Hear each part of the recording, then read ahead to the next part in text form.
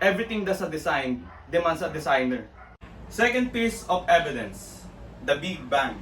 The universe has a beginning, therefore, the universe has a cause. And the most uncaused cause is God or a creator. Bakit? The Big Bang says na nagmula tayo sa wala or sa nothing. Nakakita ka na ba ng nothing and came into something? I'll never see in my life that nothing came into something. Kalokohan yun. Wala kang makakitang bagay na nanggaling sa wala. Lahat is nag-caused by something para magmula ang bagay na yun. And the universe is caused by a something. And it's God. Or it's either nothing. It's up to you to decide. Is it more plausible that nothing caused the universe? Or God caused the universe? And if you're gonna ask me, so if God is the cause, who caused God?